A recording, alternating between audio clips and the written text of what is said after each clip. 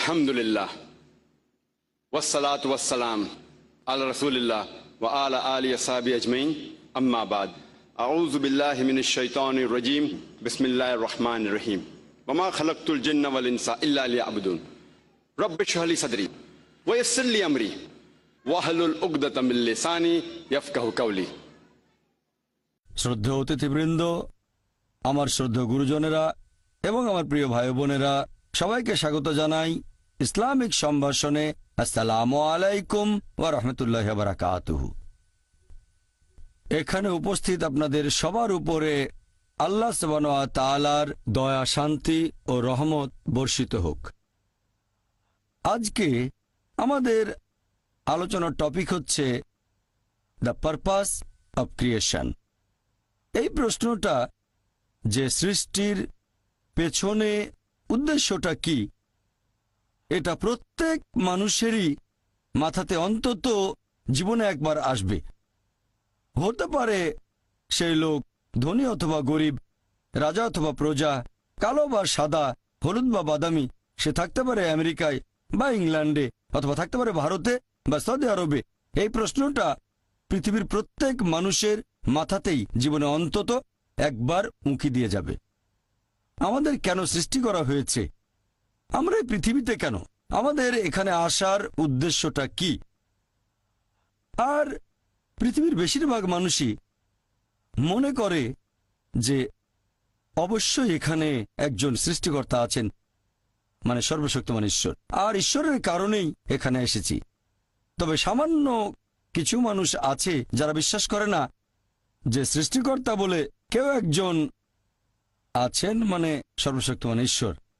আর তারা মনে করে যে এই মহাবিশ্ব সৃষ্টি হয়েছে পুরোপুরি দুর্ঘটনাক্রমে, আর আমরা মানুষরাও এই পৃথিবীতে এসেছি এরকম দুর্ঘটনাক্রমে। ধরেন, সাগরের বিচে দেখলেন একটা মানুষের পায়ের ছাপ। সে সময় একজন লজিক্যাল মানুষ চিন্তা করবে এই পায়ের ছাপ তৈরি হয়েছে কোনো মানুষের হাঁটার কারণে। একজন লজিক্যাল মানুষ ভাববে না যে পায়ের ছাপটা তৈরি হয়েছে দুর্ঘটনাক্রমে, অথবা পায়ের ছাপটা তৈরি হয়েছে সমুদ্রের পানির স্রোতে। যখন পানি চলে যায় তখন পায়ের ছাপ তৈরি হয়। একজন লজিক্যাল মানুষ বুঝতে পারবে যে পায়ের ছাপটা তৈরি করেছে কোনো একজন মানুষ। এটার একটা উদ্দেশ্য আছে, কেন এটা তৈরি হয়েছে। এখন এই প্রশ্নটা যে সৃষ্টির পেছনে উদ্দেশ্যটা কি, এর উত্তর দেয়া যায় দুটো দৃষ্টিভঙ্গি থেকে। এক নাম্বার হচ্ছে সৃষ্টিকর্তার দৃষ্টিভঙ্গি থেকে, মানে সর্বশক্তিমান ঈশ্বরের। আর দুই নাম্বার হলো সৃষ্ট জিনিসের দৃষ্টিভঙ্গি থেকে, মানুষের দৃষ্টিভঙ্গি। এখানে প্রথম দৃষ্টিভঙ্গিটা হচ্ছে আমাদের স্রষ্টা সর্বশক্তিমান ঈশ্বরের দৃষ্টিভঙ্গি। কোন কারণে তিনি মানুষকে সৃষ্টি করেছেন, কোন কারণে এত কিছু তিনি সৃষ্টি করেছেন। আর দুই নম্বর সৃষ্টি করা জিনিসের দৃষ্টিভঙ্গি থেকে, মানে মানুষের দৃষ্টিভঙ্গি, যে সর্বশক্তিমান ঈশ্বর কেন আমাদের সৃষ্টি করেছেন। যেসব লোকজন সর্বশক্তিমান ঈশ্বরের অস্তিত্বকে মেনে নিতে চায় না, তারা মনে করে যে আমরা মানুষরা এই পৃথিবীতে এসেছি দুর্ঘটনাক্রমে। তাহলে সেই ফিলোসফি অনুযায়ী মানুষ আর অন্যান্য সৃষ্ট জিনিসের মধ্যে কোনো পার্থক্য নেই, সবাই এসেছে দুর্ঘটনাক্রমে। মানুষ আর অন্যান্য পশু পাখি সবাই দুর্ঘটনাক্রমে। এই লোকগুলোর জীবনে নির্দিষ্ট কোনো উৎস নেই, তাদের অস্তিত্বের পেছনে কোনো উদ্দেশ্যও নেই, আর তারা অন্যান্য পশু পাখির মতোই জীবন ধারণ করে, খায়, তারা ঘুমায়, আরাম করে, বংশবিস্তার করে, ব্যাস। তাহলে মানুষ আর অন্যান্য পশু পাখির জীবনের উদ্দেশ্য একই হয়ে গেল, খাওয়া, পান করা, ঘুমানো, আরাম করা, বংশবিস্তার। যেহেতু তাদের জীবনের কোনো উদ্দেশ্য নেই, তারা এইসব কাজে দক্ষ হওয়ার চেষ্টা করে, যেমন খাওয়া দাওয়া, পান করা, চলাফেরা। তারা হয়ে যায় বস্তুবাদী। আর সেই কারণেই এই লোকগুলোর কাছে বস্তুবাদ হয়ে যায় ঈশ্বর। আর এই বস্তুবাদের কারণে এই লোকগুলোই তৈরি করে ড্রাগস, টাকা কামানোর জন্য, আরামাইশের জন্য। তারা তৈরি করে বোমা, ভয়ঙ্কর সব মারণাস্ত্র, লিপ্ত হয় অবাধ যৌনাচারে, ব্যভিচারে, তারপর সমকামিতায় আর পর্নোগ্রাফিতে। এতে তাদের মধ্যে কোনো বিকার নেই। তারা ড্রাগস তৈরি করুক, অথবা পর্নোগ্রাফিতে ব্যস্ত থাকুক, তাদের মূল উদ্দেশ্যটা বস্তুবাদ ছাড়া আর কিছুই নয়। আসুন আজকে আমরা এই প্রশ্নটার উত্তর খোঁজার চেষ্টা করি দুটো দৃষ্টিভঙ্গি থেকেই, যে সৃষ্টির উদ্দেশ্যটা আসলে কি। প্রথমে আমরা দেখব আমাদের সৃষ্টিকর্তার দৃষ্টিভঙ্গি, সর্বশক্তিমান ঈশ্বরের দৃষ্টিভঙ্গি, অর্থাৎ আল্লাহ সুবহানাহু ওয়া তাআলার দৃষ্টিভঙ্গি। কোন কারণে তিনি মানুষকে সৃষ্টি করেছেন? আল্লাহ সুবহানাহু ওয়া তাআলা কোরআনে বলেছেন, সূরা গাফির অধ্যায় নম্বর 40 আয়াত নম্বর 57, যে আকাশমণ্ডলী আর পৃথিবীর সৃষ্টি অনেক মহান মানুষের সৃষ্ট জিনিসের চেয়ে, কিন্তু অধিকাংশ মানুষ এখনো সেটা বুঝতে পারে না। অনেক মানুষ মনে করে যে আমরা হলাম সৃষ্টির সেরা জীব, তবে আল্লাহ বলেছেন আকাশমণ্ডলের পৃথিবীর সৃষ্টি মানুষের সৃষ্ট জিনিসের চেয়ে অনেক বেশি মহান। এখন যদি উত্তর দিতে হয় যে কেন আল্লাহ সুবহানাহু ওয়া তাআলা সর্বশক্তিমান ঈশ্বর আমাদের সৃষ্টি করলেন, আল্লাহ সুবহানাহু ওয়া তাআলার অন্যতম একটা বৈশিষ্ট্য, ঈশ্বরের বৈশিষ্ট্য হচ্ছে সৃষ্টিকর্তা, সেরা সৃষ্টিকর্তা। আর আল্লাহ পবিত্র কোরআনে বলেছেন সূরা মুমিনুন অধ্যায় নম্বর 23 আয়াত নম্বর 14, যে আমাদের স্রষ্টা আল্লাহ সুবহানাহু ওয়া তাআলা, তিনি সর্বোত্তম স্রষ্টা। যদি একজন স্রষ্টা থাকেন, তার বৈশিষ্ট্য যদি হয় সৃষ্টিকর্তা, তার সৃষ্ট জিনিস থাকতে হবে। যদি কোনো সৃষ্টি না থাকে তাহলে কোনো সৃষ্টিকর্তা থাকবে না। যেমন ধরেন আপনি বললেন যে ওই লোকটা সেরা লেখক, তাকে প্রশ্ন করা হবে যে আপনি কি কি জিনিস লিখেছেন, আপনার লেখা বইগুলো কোথায়, আর্টিকেলগুলো কোথায়। সেই লোক তখন বই বা আর্টিকেল দেখালে আমরাও বলতে পারি যে হ্যাঁ, এই লোকই সেরা লেখক। একইভাবে আল্লাহ তাআলার অন্যতম একটা বৈশিষ্ট্য হচ্ছে সৃষ্টিকর্তা, সর্বোত্তম সৃষ্টিকর্তা। তাহলে অবশ্যই তার সৃষ্টি থাকবে। তবে তার মানে এই না যে আল্লাহ সুবহানাহু ওয়া তাআলা তার সৃষ্টির উপরে নির্ভরশীল। আল্লাহ পবিত্র কোরআনে বলেছেন সূরা জুমার অধ্যায় নম্বর 39 আয়াত নম্বর 62, যে আল্লাহ সুবহানাহু ওয়া তাআলা সবকিছুর স্রষ্টা এবং তিনি তার সৃষ্টির উপর নির্ভরশীল নন। তিনি এগুলোর উপর নির্ভর করেন না, তবে তার সৃষ্টি জিনিসগুলো তার উপর অবশ্যই।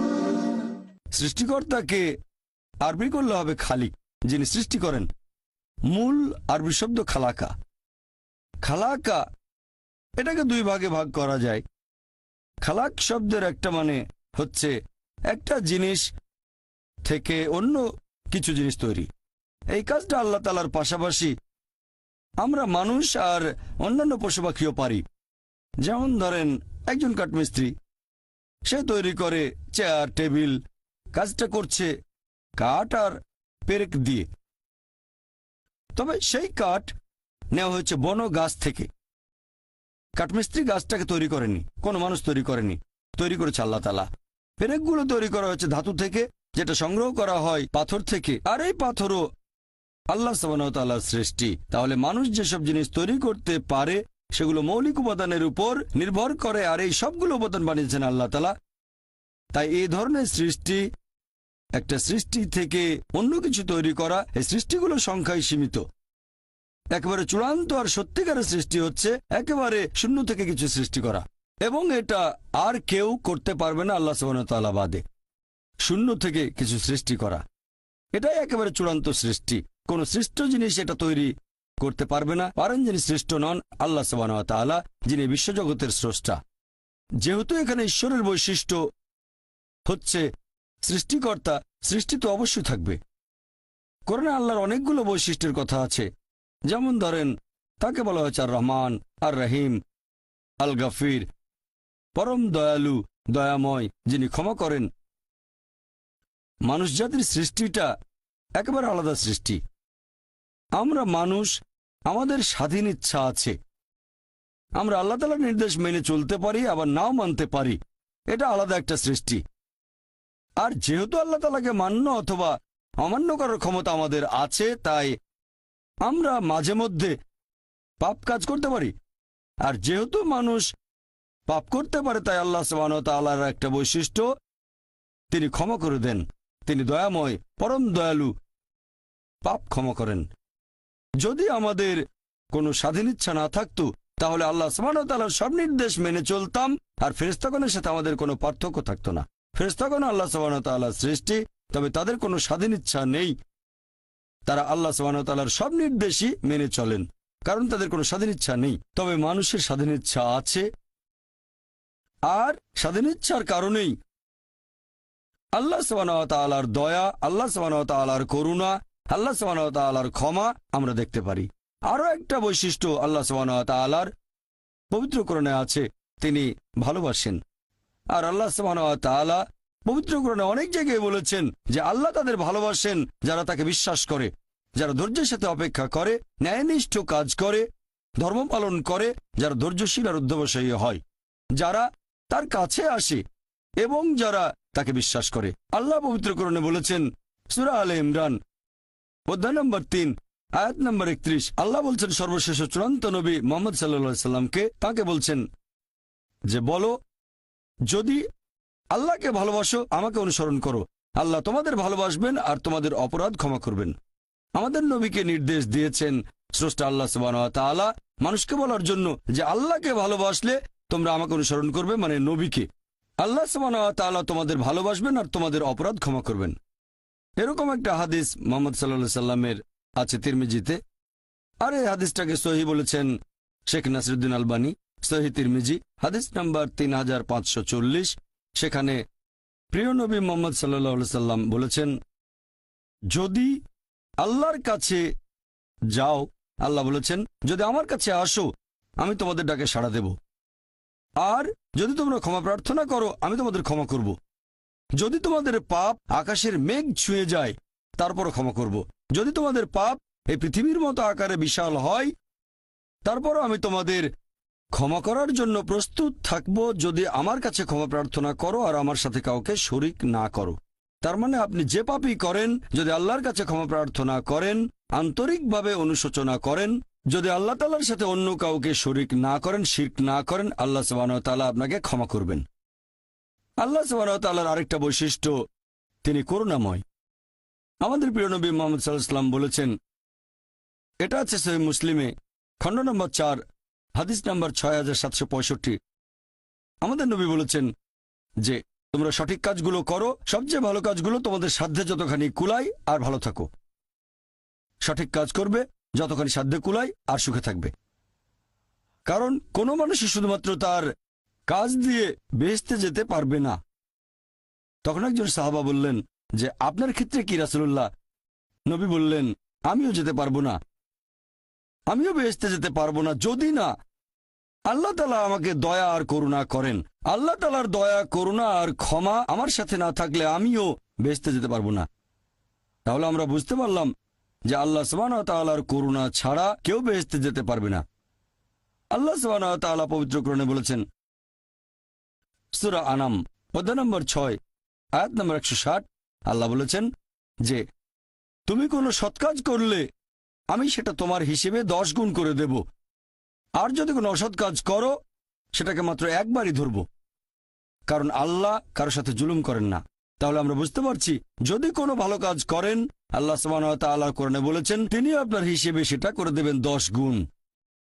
যদি কোনো খারাপ কাজ করেন সেটাকে একবারই ধরা হবে। তার মানে যদি হিসেবটা এভাবে করা হতো যে ভালো কাজের জন্য 1 পয়েন্ট, খারাপ কাজের জন্য 1 পয়েন্ট, কোনো রকম গুণ ছাড়া ভালো কাজগুলোর, তাহলে একজন মানুষও বেহেশতে যেতে পারত না। এটা আল্লাহ সুবহানাহু ওয়া তাআলার করুণা যে তিনি ভালো কাজগুলোকে কয়েক গুণ বাড়িয়ে পুরস্কারটাকে আরো বৃদ্ধি করেন, সেজন্য বেহেশতে যেতে পারবেন।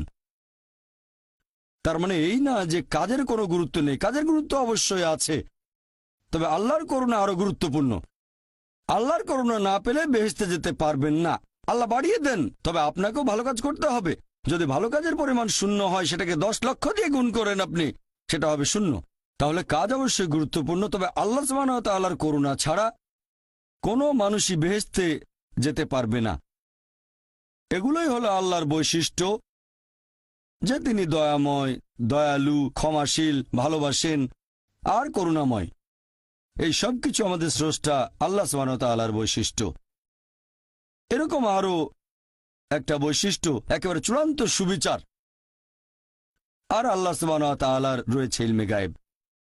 মানুষ জন্মানোর আগেই তিনি জানেন কখন মানুষটা জন্ম নেবে, সে ভালো কাজ করবে নাকি খারাপ কাজ করবে, সে মেনে চলবে আল্লাহ সুবহানাহু ওয়া তাআলার নির্দেশগুলো নাকি অমান্য করবে। আল্লাহ জানেন, তিনি জানেন যে সেই মানুষটা বেহেশতে যাবে নাকি দোজখে যাবে, জান্নাতে না জাহান্নামে যাবে আল্লাহ জানেন।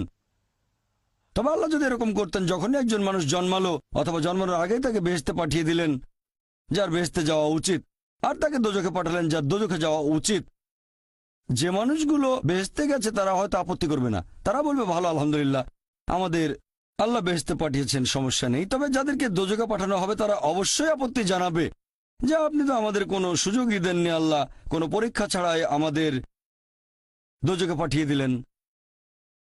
আল্লাহ সুবহানাহু ওয়া তাআলা সবসময়ই করেন সুবিচার। আল্লাহ পবিত্র কোরআনে বলেছেন সূরা নিসা অধ্যায় নম্বর 4 আয়াত নম্বর 40, আল্লাহ সুবহানাহু ওয়া তাআলা কারোর সাথে অনুপরিমাণও জুলুম করেন না। সেই কারণে আল্লাহ সুবহানাহু ওয়া তাআলা মানুষকে এই পৃথিবীতে পাঠান। যদি আল্লাহ সুবহানাহু ওয়া তাআলার নির্দেশগুলো মেনে চলেন তাহলে পরীক্ষায় পাশ করবেন, তা না হলে ফেল করবেন। অনেকে জিজ্ঞেস করতে পারে যে ঈমানের অন্যতম একটা স্তম্ভ, সর্বশেষ স্তম্ভ কদর অর্থাৎ নিয়তি সম্পর্কে। আর আল্লাহ পবিত্র কোরআনে বলেছেন সূরা সাজদা অধ্যায় নম্বর 32 আয়াত নম্বর 12, আল্লাহ বলেছেন যেসব মানুষ হবে দোজখের অধিবাসী শেষ বিচারের দিনে তারা কোনোভাবেই আল্লাহ তাআলার বিচারে আপত্তি জানাতে পারবে না। উল্টো তারা বলবে, সেদিন সব অপরাধীরা তাদের মাথা নিচু করে রাখবে আর বলবে আমাদের ক্ষমা করুন। তারা কোনো আপত্তি জানাবে না, শুধু বলবে যে আমাদের আরেকটা সুযোগ দিন, আমাদের আরো একবার এই পৃথিবীতে পাঠান, সেইবার আমরা অবশ্যই হব বিশ্বাসী। তবে আল্লাহ তো জানেন তিনি যদি আরেকবার এদেরকে এই পৃথিবীতে কখনো পাঠান তাহলে তার আগের স্মৃতিগুলো কিছুই থাকবে না, দোজখের স্মৃতি তাদের মনে থাকবে না। আল্লাহ ভালো করেই জানেন তারা সেই আগের ভুলগুলো আবারও করবে। এ কথা কোরআনে বলা হয়েছে সূরা আনাম অধ্যায় নম্বর 6 আয়াত নম্বর 28, যদি এই লোকগুলোকে আবার পৃথিবীতে পাঠানো হয় তারা আবারও সে একই ভুল করবে, কারণ তারা মিথ্যাবাদী। তাহলে আল্লাহ এটা আগে থেকেই জানেন যে এই লোকগুলোকে যদি আবার পৃথিবীতে পাঠান, যদি স্মৃতি মুছে ফেলা হয় দোজখে তারা যা কিছু দেখেছিল, তাহলে আবার একই ভুল করবে। এবার কদরের প্রসঙ্গে আসি। কদর হলো ঈমানের 6 নম্বর স্তম্ভ, যে আল্লাহ সুবহানাহু ওয়া তাআলা, আমরা মুসলিমরা মানি যে আল্লাহ লিখেছেন কদর অর্থাৎ নিয়তি। অনেকে এখানে আপত্তি জানায়, অনেক লোক এভাবে প্রশ্ন করে, মুসলিম অমুসলিম অনেকেই বলে আল্লাহ তো সবকিছু নিয়তি লিখে রেখেছেন যে অমুক লোক ভালো হবে না খারাপ হবে, সে কাউকে খুন করবে কি করবে না, বা কাউকে ধর্ষণ করবে কিনা, অথবা চুরি করবে কিনা, অথবা ভালো কাজ করবে কিনা, সে বেহেশতে যাবে নাকি দোজখে, সবকিছু আগেই লেখা থাকলে আমরা কি করব? এখানে কার দোষ? যদি কাউকে খুন করি, আল্লাহ আমার কদরে লিখেছেন, আমি খুন করবো আর করে ফেললাম, এই দোষটা কার? দোষ তো আল্লাহর, তাহলে আমাকে দোজখে পাঠানো হবে কেন? আর এটা খুবই লজিক্যাল প্রশ্ন।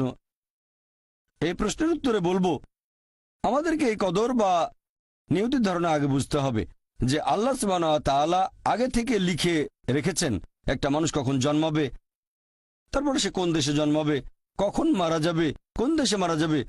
আল্লাহ পবিত্র কোরআনে বলেছেন সূরা ইসরা অধ্যায় 17 আয়াত নম্বর 14, যে যখন কোনো শিশু জন্ম নেয় তার কর্মগুলো আমি তার গ্রীবালগ্ন করে দিই। একজন মানুষের ব্যাপারে আল্লাহ জানেন সে কি করবে, ভালো না খারাপ, সঠিক না বেঠিক, সে বেহেশতে যাবে নাকি দোজখে যাবে।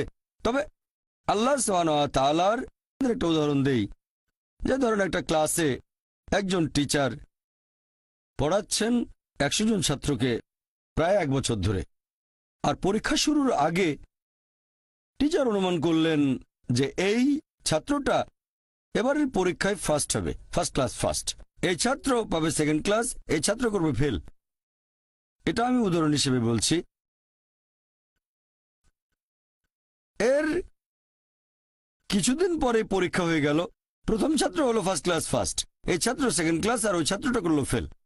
এখন আপনাদের প্রশ্ন করি, যে ছাত্র ফেল করেছে সে কি টিচারকে বলবে আপনি বলেছিলেন যে আমি ফেল করব তাই ফেল করেছি?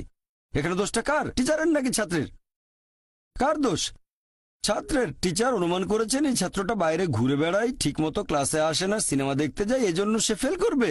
ওই ছাত্র মোটামুটি মাঝারি, এই ছাত্র খুব মেধাবী, অনেক পরিশ্রম করে, তাই টিচার পরীক্ষা শুরু হওয়ার আগে অনুমান করেছেন এই ছাত্র হবে ফার্স্ট ক্লাস ফার্স্ট, এই ছাত্র সেকেন্ড ক্লাস, ওই ছাত্র ফেল। তারপর আসলে ওই ছেলে ফার্স্ট ক্লাস ফার্স্ট, এই ছেলে সেকেন্ড ক্লাস, আর ওই ছাত্র ফেল। টিচার অনুমান করেছেন, তার মানে এই না যে দোষটা টিচারেরই হবে। টিচার সবাইকে পড়িয়েছেন সঠিকভাবে, সমানভাবে, একইভাবে আল্লাহ সুবহানাহু ওয়া তাআলার আছে ইলমে গায়েব। তিনি ভবিষ্যৎ সম্পর্কে জানেন। কিছু জিনিস ঠিক করা আছে যে এই লোকটা জন্মাবে অমুক দেশে, জন্মাবে অমুক দিনে, আর সে মারা যাবে অমুক দেশে অমুক তারিখে, ইত্যাদি ইত্যাদি। তার পরিবেশ ধনী হবে নাকি গরিব হবে। তবে পছন্দটা এখানে আপনার। যেমন ধরেন 12 স্ট্যান্ডার্ড পাশ করার পরে অপশন আপনার হয়তো ইঞ্জিনিয়ার হবেন, অথবা ডাক্তার হবেন, বা একজন আইনজীবী। এখানে পছন্দ আপনার, ঠিক করলেন আপনি হবেন ইঞ্জিনিয়ার। এখন আল্লাহ এটা আগে থেকেই জানেন যে 12 স্ট্যান্ডার্ড পাশ করার পরে আপনি ইঞ্জিনিয়ার হওয়ার চেষ্টা করবেন, তাই আল্লাহ আগে লিখে রেখেছেন। ব্যাপারটা এমন না যে আল্লাহ লিখে রেখেছেন বলে আপনি বেছে নিচ্ছেন। যেহেতু আপনি এটাই বেছে নেবেন, তাই আল্লাহ আগে লিখে রেখেছেন। এখানে পছন্দ আপনার। তবে আল্লাহ আপনার পছন্দ জানেন। যেমন ধরেন একটা রাস্তার মোড়ে আসলেন, সামনে 5টা রাস্তা, রোড নাম্বার 1, 2, 3, 4, 5। এখানে পছন্দ আপনার, বেছে নিতে পারেন রোড নাম্বার 1, 2, 3, 4, 5। আপনি গেলেন রোড 2-এ। এটা আগে থেকেই লেখা আছে আপনার নিয়তিতে যে আপনি যাবেন 2 নম্বর রোডে। ব্যাপারটা এমন না যে আল্লাহ লিখেছেন বলে আপনি করছেন। যেহেতু আপনি এটাই বেছে নেবেন, তাই আল্লাহ আগে লিখে রেখেছেন। তাহলে পছন্দ আপনার। আপনি চাইলে টাকা উপার্জন করতে পারেন ভালো কাজের মাধ্যমে, হালাল উপায়ে, অথবা পারেন চুরি করে হারাম উপায়ে। পছন্দ আপনার। ধরেন চুরি করলেন, এটা আপনার সিদ্ধান্ত। তবে আল্লাহ আগে থেকে জানেন যে এই লোকটা সহজে টাকা পেতে চায়, তাই চুরি করবে। তাই আল্লাহ আগে লিখে রেখেছেন যে এই লোকটা 25 বছর বয়সে চুরি করবে। এখানে দোষটা কার? দোষ আসলে আপনার। তবে আল্লাহর আছে ইলমে গায়েব, তাই তিনি আগেই লিখে রেখেছেন। সিদ্ধান্তটা আপনার। আল্লাহ তাআলা মানুষদের দিয়েছেন স্বাধীন ইচ্ছা। আপনি আল্লাহ তাআলাকে দোষ দিতে পারবেন না আপনার পাপের জন্য। যদি আপনি দোজখে যান, যাবেন আপনার পাপ কাজগুলোর জন্য, আর যদি বেহেশতে যান, সেটার কারণ হবে আল্লাহ সুবহানাহু ওয়া তাআলার অসীম করুণা। আসুন এবারে আমরা এই সৃষ্টির পেছনের উদ্দেশ্যটাকে দেখি আরেকটা দৃষ্টিভঙ্গিতে। সৃষ্টি করা জিনিসের দৃষ্টিভঙ্গি, মানুষের দৃষ্টিভঙ্গি থেকে সৃষ্টির পেছনের উদ্দেশ্য। সেটা হচ্ছে সর্বশক্তিমান ঈশ্বর কোন কারণে মানুষ সৃষ্টি করেছেন। আর এই প্রশ্নটার উত্তর আছে পবিত্র কোরআনে, সূরা আরাফ অধ্যায় নম্বর 7, আয়াত নম্বর 172 এবং আয়াত 173। আল্লাহ বলেছেন যে স্মরণ করো তোমার প্রতিপালক আদম সন্তানের পৃষ্ঠদেশ হতে তাঁর বংশধরদের বের করেন এবং তাদের জিজ্ঞেস করেন যে আমি কি তোমাদের প্রতিপালক। তারা সবাই বলবে আমরা সাক্ষ্য দিচ্ছি আপনি আমাদের প্রতিপালক। তারপর আল্লাহ বলবেন তাহলে রোজ কিয়ামতের দিন তোমরা যেন না বলো যে জানতাম না আপনি আমাদের প্রতিপালক, অথবা এভাবে বলো না যে আমাদের পূর্বপুরুষেরা অন্য কারো ইবাদত করত, তারা শিরক করত, তারা অন্য কাউকে শরীক করেছে, আমরা তাদের অনুসরণ করেছি, সেজন্য তারা মিথ্যেবাদী, আমাদের কোনো দোষ নেই। তাহলে মানুষ জাতি এই পৃথিবীতে আসার আগে আল্লাহ তাআলা সব মানুষকে আদম সন্তানের পৃষ্ঠদেশ থেকে বের করে জিজ্ঞেস করেছিলেন যে কে তোমাদের প্রতিপালক, আর সবাই সাক্ষ্য দিয়েছিল আল্লাহ কেবল একজন, তিনি আমাদের প্রতিপালক। আর এখন আমরা পৃথিবীতে পরীক্ষা দিচ্ছি। আল্লাহ পবিত্র কোরআনে বলেছেন, আমার লেকচারের শুরুতেও কোরআনের আয়াতটা বলেছিলাম, সূরা জারিয়াত অধ্যায় নম্বর 51 আয়াত নম্বর 56। আল্লাহ বলেছেন যে আমি সৃষ্টি করেছি জিন এবং মানুষ যাতে তারা আমার ইবাদত করে। ওমা খালাকতুল জিন্না ওয়াল ইনসা ইল্লা লিয়াবুদুন। আমি সৃষ্টি করেছি জিন এবং মানুষ যাতে তারা আমার ইবাদত করে। তাহলে মানুষ এবং জিন সৃষ্টি করার পেছনের উদ্দেশ্যটা হচ্ছে যাতে তারা আল্লাহ তাআলার ইবাদত করে। ইবাদতের ইংরেজি ওয়ারশিপ। আর আপনারা দেখবেন এই ইংরেজি শব্দ ওয়ারশিপ এসেছে প্রাচীন একটা ইংরেজি শব্দ থেকে, ওয়ার্তেস্কাইফ, যার মানে সম্মান করা। আর আপনারা যদি নতুন সংস্করণের ওয়েবস্টার ডিকশনারি দেখেন, সেটা বলছে ওয়ারশিপ মানে কোনো ঈশ্বর বা দেবতার আরাধনা করা এবং সম্মান করা, ঈশ্বরের আরাধনা এবং সম্মান করা। আর এই ওয়ারশিপ শব্দের আরবি করলে হবে ইবাদা। ওমা খালাকতুল জিন্না ওয়াল ইনসা ইল্লা লিয়াবুদুন। এই ওয়ারশিপ শব্দের আরবি হচ্ছে ইবাদা। এই ইবাদার মূল আরবি শব্দ হচ্ছে আবদ, যার মানে হচ্ছে ভৃত্য।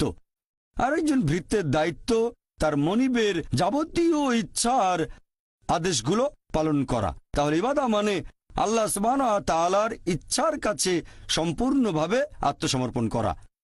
ইবাদা মানে আমাদের স্রষ্টা আল্লাহ তাআলার যাবতীয় ইচ্ছার কাছে সম্পূর্ণভাবে আত্মসমর্পণ করা।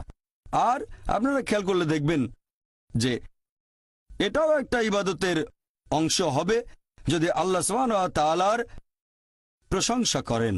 আর আল্লাহ পবিত্র কোরআনে বলেছেন সূরা আন-নাসর অধ্যায় নম্বর 110 আয়াত নম্বর 3, আল্লাহ বলেছেন ইজা জা নাসরুল্লাহি ওয়াল ফাতহ ওয়া রাআইতান নাস ইয়াদখুলুনা ফি দীনিল্লাহি ফাজা ফাসাব্বিহ বিহামদি রাব্বিকা ওয়াস্তাগফির ইন্নাহু কানা তাওয়াবা।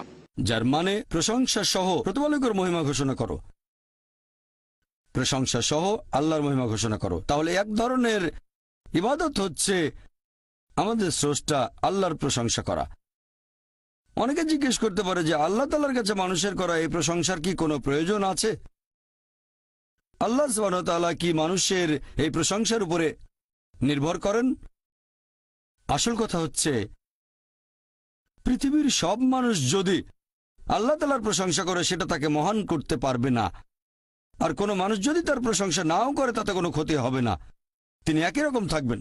যদি বলেন আল্লাহু আকবার 1000 বার 1,00,000 বার, তাতে আল্লাহ আরো মহান হয়ে যাবেন না। আবার যদি আল্লাহু আকবার নাও বলেন তিনি ছোট হবেন না, তিনি সবচেয়ে মহান সেরকমই থাকবেন। আল্লাহ পবিত্র কোরআনে বলেছেন সূরা ফাতির অধ্যায় 35 আয়াত 15 যে আল্লাহ সুবহানাহু ওয়া তাআলা কখনোই মানুষের মুখাপেক্ষী নন, বরং আমরা আল্লাহর মুখাপেক্ষী।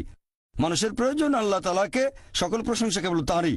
আল্লাহ তার সৃষ্টির উপর নির্ভর করেন না, সৃষ্টি করা সবকিছু তার উপর নির্ভর করে, আর সকল প্রশংসা কেবল তার। প্রশ্ন করতে পারেন আমাদের প্রশংসা করায় আল্লাহর কি প্রয়োজন? এর কারণ হচ্ছে এতে আমাদের নিজেদেরই উপকার হবে, কারণ এটা মানুষের একটা বৈশিষ্ট্য। যখন কারো প্রশংসা করছি, হয়তো সে লোক খুব বিখ্যাত, আমরা তার কথাগুলো মেনে চলি। যেমন ধরেন আপনার মায়ের হয়তো হার্টের সমস্যা হয়েছে, আর অপশন হচ্ছে দুটো। প্রথম অপশনে যে ডাক্তার পৃথিবীর মধ্যে সবচেয়ে সেরা ডাক্তার, 1 নম্বর, খুব বিখ্যাত, সবাই তাকে চেনেন, 1 নম্বর। আরেকজন সাধারণ MBBS ডাক্তার। দুটো অপশনের যে কোনো একটা আপনাকে বেছে নিতে হবে। দুজনেই ফ্রি চিকিৎসা করছে। আপনি কার কাছে যাবেন? যাবেন সেই ডাক্তারের কাছে যে খুব বিখ্যাত, পৃথিবীর মধ্যে 1 নম্বর হার্ট বিশেষজ্ঞ। আর সেই ডাক্তার যে পরামর্শ দেবে, যেহেতু সে খুব বিখ্যাত আর আপনিও মানেন সবচেয়ে সেরা ডাক্তার পুরো পৃথিবীর মধ্যে, আপনি তার পরামর্শ মেনে চলবেন। সে কারণেই যখন আল্লাহ তাআলার প্রশংসা করছি আমরা বলি তিনি সর্বশক্তিমান, তিনি পরম করুণাময়, তিনি পরম দয়ালু। যখন আমরা প্রশংসা করি তিনি আমাদের যে উপদেশ দিয়েছেন সর্বশেষ ও চূড়ান্ত আসমানি কিতাব পবিত্র কোরআনে, অথবা যে উপদেশ দিয়েছেন তার নবীর মাধ্যমে সর্বশেষ ও চূড়ান্ত নবী মুহাম্মদ সাল্লাল্লাহু আলাইহি সাল্লাম, সেগুলো মেনে চলবো। আমরা যে প্রশংসা করি এতে করে আল্লাহ তাআলার কোনো উপকার হয় না। এই প্রশংসা তার প্রয়োজন নেই, এটা আমাদের উপকারের জন্য। যখন আল্লাহর প্রশংসা করছি যে তিনি সবচেয়ে মহান, তিনি সবচেয়ে জ্ঞানী। আচ্ছা, আল্লাহ আমাদের বলেছেন তোমরা মদ খেও না, আমরা মদ খাবো না। যখন মেনে নিচ্ছেন আল্লাহ সবচেয়ে জ্ঞানী, সবচেয়ে মহান, তিনি পরম করুণাময়, এরপর যদি আল্লাহ কোনো উপদেশ দেন সেক্ষেত্রে মানুষের বৈশিষ্ট্য এমন কারো কথা মেনে চলা যিনি সবচেয়ে মহান। সেজন্য আমরা আল্লাহ তাআলার প্রশংসা করি নিজের উপকারের জন্য। আর সে কারণেই আল্লাহ তাআলা পবিত্র কোরআনে বলেছেন সূরা তাহা অধ্যায় নম্বর 20 আয়াত নম্বর 14 যে অবশ্যই আমি আল্লাহ সুবহানাহু ওয়া তাআলা, আমি আল্লাহ, আমি ব্যতীত কোনো উপাস্য নেই। অতএব প্রতিদিন আমার ইবাদত করো, আমার জন্য নামাজ আদায় করো প্রতিদিন। আল্লাহ নির্দেশ দিচ্ছেন প্রতিদিন নামাজ আদায় করো, কারণ এখন পৃথিবীতে দেখবেন চারিদিকে শুধু খারাপ জিনিস, চারিদিকে শুধু ধ্বংস, আমরা পথ হারিয়ে ফেলব। এই নামাজকে বলা যায় ন্যায়নিষ্ঠতার প্রোগ্রামিং। ইবাদতের এই কাজটা ন্যায়নিষ্ঠতার একটা প্রোগ্রামিং। আমরা প্রোগ্রামড হচ্ছি। একজন ডাক্তার বলবে যে ভালো স্বাস্থ্যের জন্য দিনে কমপক্ষে 3 বার খেতে হবে, তাহলে বিশুদ্ধ আত্মার জন্য, স্বাস্থ্যবান আত্মার জন্য প্রত্যেক দিন কমপক্ষে 5 ওয়াক্ত নামাজ পড়তে হবে। তাহলে ইবাদতের সবগুলো কাজেই আমাদের উপকার হবে। আল্লাহ পবিত্র কোরআনে বলেছেন সূরা বাকারা অধ্যায় নম্বর 2 আয়াত 183 তোমাদের জন্য রোজার বিধান দেওয়া হলো যেমন বিধান দেওয়া হয়েছিল তোমাদের পূর্ববর্তীগণকে, যাতে করে তোমরা শিখতে পারো আত্মসংযম। আমরা রোজা রাখি কেন? যাতে আত্মসংযম শিখতে পারি। এখনকার মনোবিজ্ঞানীরা বলবেন যদি ক্ষুধাকে নিয়ন্ত্রণ করতে পারেন তাহলে নিজের সব আকাঙ্ক্ষাকে নিয়ন্ত্রণ করতে পারবেন। আমরা যখন রোজা থাকি তখন কিছু খাই না, পান করি না ভোর থেকে সূর্যাস্ত পর্যন্ত। ক্ষুধাকে নিয়ন্ত্রণ করতে পারলে প্রায় সব আকাঙ্ক্ষাকে নিয়ন্ত্রণ করতে পারবেন। তাহলে রোজার মাধ্যমে আমরা আল্লাহ সুবহানাহু ওয়া তাআলার ইবাদত করছি। এখানে উপকার হচ্ছে কার? আল্লাহর না, উপকার হচ্ছে আমাদের। নিজেদের আকাঙ্ক্ষাকে নিয়ন্ত্রণ করা শিখছে। আল্লাহ পবিত্র কোরআনে বলেছেন সূরা মাইদা অধ্যায় নম্বর 5 আয়াত নম্বর 90, या अय्युहल्लज़ीना आमनू হে মুমিনগণ, इन्नमल खम्रु वल मैसुरु নিশ্চয়ই মদ পান এবং জুয়া খেলা, वल अनज़ाबु वल अज़लामु মূর্তি পূজার বেদী এবং ভাগ্য নির্ণায়ক স্বর, रिज्सुम मिन अमलि शैतान এগুলো সব শয়তানের কাজ। फज्तनिबू लअल्लकुम तुफ्लिहून। এগুলো বর্জন করো যাতে সফল কাম হতে পারো। এখানে আল্লাহ সুবহানাহু ওয়া তাআলা আমাদের নির্দেশ দিচ্ছেন যে হে মুমিনগণ, নিশ্চয়ই মদ পান এবং জুয়া খেলা, মূর্তি পূজার বেদী মানে মূর্তি পূজা করা, ভাগ্য নির্ণায়ক স্বর মানে ভাগ্য গণনা, এগুলো শয়তানের কাজ। এগুলো বর্জন করো যাতে সফল কাম হতে পারো। আর আল্লাহ এর পরের আয়াতে বলছেন সূরা মাইদা অধ্যায় নম্বর 5 আয়াত নম্বর 91 যে শয়তান মানুষের মধ্যে শত্রুতা আর বিদ্বেষ সৃষ্টি করতে চায় এই মদ এবং জুয়ার মাধ্যমে। আর এগুলো তোমাদেরকে আল্লাহ সুবহানাহু ওয়া তাআলার স্মরণে বাধা দেবে। আল্লাহ আমাদের পথ দেখাচ্ছেন। যখন আমরা নামাজ পড়ি, পবিত্র কোরআন পড়ি, এটাও এক ধরনের ইবাদত। নামাজ পড়া এক ধরনের ইবাদত। আল্লাহ নির্দেশনা পাচ্ছি যে দূরে থাকবো মদ থেকে, জুয়া খেলা থেকে। শয়তান এই কাজগুলোর মাধ্যমে মানুষের মধ্যে শত্রুতা আর বিদ্বেষ তৈরি করে, আর এগুলো আপনাকে আল্লাহ তাআলার স্মরণে বাধা দেবে। ইবাদতের বিভিন্ন কাজগুলো যেখানে আপনি আল্লাহ তাআলার আদেশ নিষেধগুলো মেনে চলছেন, সেগুলো হচ্ছে ইবাদত। মানুষ যখন আল্লাহ সুবহানাহু ওয়া তাআলার কোনো আদেশ নিষেধ মেনে চলছে, তখনই সেটা ইবাদত। তবে আপনাকে সে কাজটা করতে হবে সঠিকভাবে। এখানে আমাদেরকে দুটো শর্ত পূরণ করতে হবে। এক নাম্বার হচ্ছে যে আপনি সেই কাজটা করবেন শুধুমাত্র আল্লাহ সুবহানাহু ওয়া তাআলার সন্তুষ্টি লাভের জন্য। নিজেকে মহান করে দেখবেন না, নিজের প্রশংসা করবেন না। আপনি যে কাজই করেন সেটা করবেন আল্লাহ সুবহানাহু ওয়া তাআলার সন্তুষ্টি লাভের জন্য। আল্লাহ যেগুলো নির্দেশ করেছেন সেগুলো মানেন আল্লাহ সন্তুষ্টি লাভের জন্য। নিজেকে মহান করবেন না, প্রশংসা করবেন না, বিখ্যাত হওয়ার জন্য করবেন না। 2 নম্বর শর্ত যে কাজটা পালন করব যেভাবে আল্লাহ এবং তার রাসূল আমাদের নির্দেশ দিয়েছেন। আল্লাহ যে কাজগুলো করতে বলেছেন সেগুলো করবেন সেভাবে যেভাবে আল্লাহ করতে বলেছেন অথবা আমাদের নবী করতে বলেছেন। যদি কাজটা অন্য উপায়ে করেন সেটাকে ইবাদত বলা হবে না। তাই করবেন আল্লাহর জন্য, তার নির্দেশ মেনে চলবেন আর নবীর নির্দেশ মেনে চলবেন যেভাবে আল্লাহ এবং তার রাসূল করতে বলেছেন। যদি অন্য কোনো উপায়ে করেন তাহলে সেটা সঠিক নয়। আর আমাদের নবী মুহাম্মদ সাল্লাল্লাহু আলাইহি ওয়াসাল্লামের একটা হাদিস আছে সহিহ মুসলিমে, খণ্ড নম্বর 2 হাদিস নম্বর 1885। আমাদের নবী মুহাম্মদ সাল্লাল্লাহু আলাইহি ওয়াসাল্লাম বলেছেন, সবচেয়ে খারাপ যে কাজটা সেটা হলো ধর্মে নতুন কিছু সংযোজন, নতুন কিছুর প্রচলন। এটা একটা অভিশাপ। আর ধর্মে নতুন সংযোজন তোমাদের নিয়ে যাবে দোজখে। তার মানে সবচেয়ে খারাপ যে কাজটা সেটা বিদআত। ধর্মে নতুন কিছু সংযোজন এটা একটা অভিশাপ আর আপনাদের নিয়ে যাবে দোজখে। এখন ইবাদত করার ক্ষেত্রে একটা কমন নিয়ম আছে যে সব ধরনের ইবাদতের কাজ নিষিদ্ধ শুধুমাত্র পবিত্র কোরআন এবং হাদিসে যেটা বলা আছে সেই নিয়ম বাদে। যে নিয়মের কথা আমাদের বলেছেন আল্লাহ এবং তার রাসূল, অন্য সব ধরনের ইবাদত হারাম, এগুলো সব নিষিদ্ধ। শুধু সেই নিয়ম বাদে যেটা বলা হয়েছে কোরআনে আর বলা হয়েছে আমাদের নবীর বিভিন্ন হাদিসে। তারপর আপনারা দেখবেন যে পৃথিবীতে মানুষ সৃষ্টি করার পেছনের উদ্দেশ্যটা যাতে আমরা আল্লাহর ইবাদত করি। আল্লাহর ইবাদত করলে আমাদের উপকার হয়, এটা আমাদের সাহায্য করে। অনেকের মধ্যে একটা ভুল ধারণা আছে যে ইসলাম একটা নতুন ধর্ম, যে ধর্ম পৃথিবীতে এসেছে 1400 বছর আগে, আর নবী মুহাম্মদ সাল্লাল্লাহু আলাইহি সাল্লাম হলেন ইসলাম ধর্মের প্রতিষ্ঠাতা। সত্যি বলতে ইসলাম পৃথিবীতে আছে একেবারে আদিকাল থেকে, যখন থেকে মানুষ এই পৃথিবীতে বাস করছে।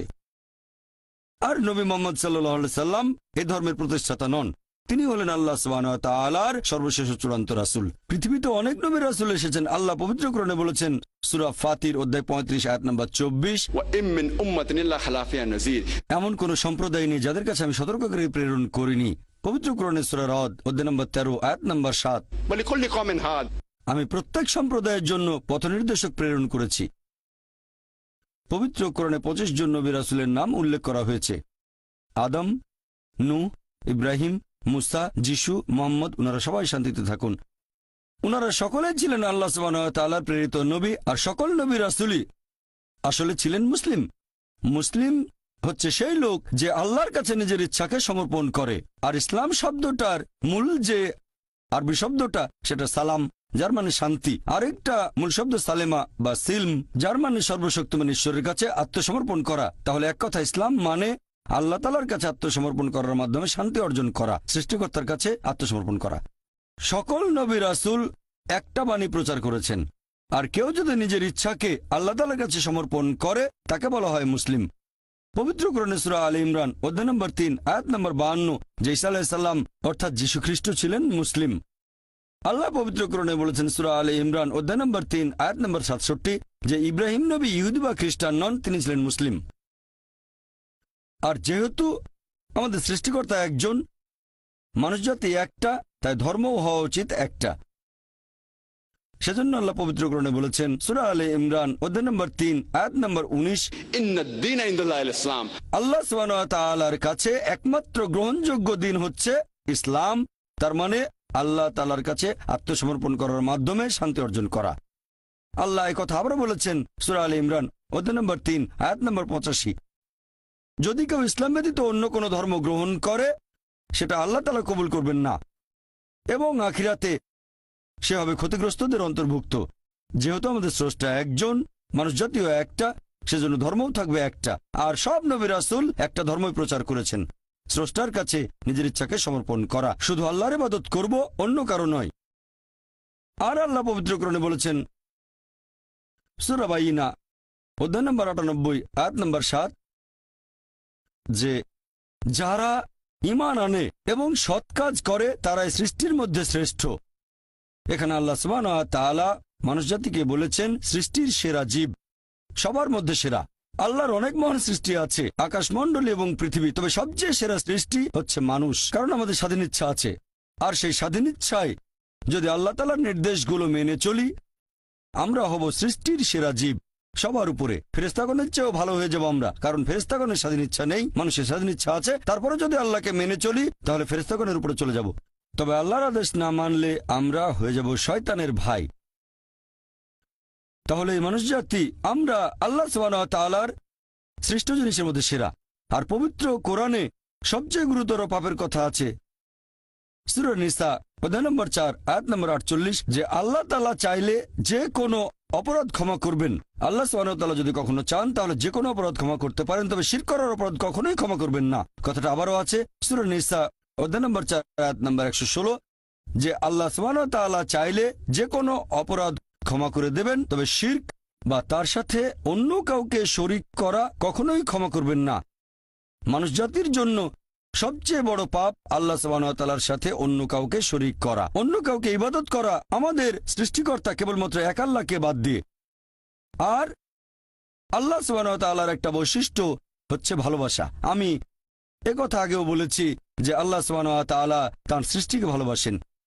যেহেতু আমাদের ভালোবাসেন তাঁর করুণা দিয়ে, আর আমাদের দিয়েছেন সব ধরনের নিয়ামত।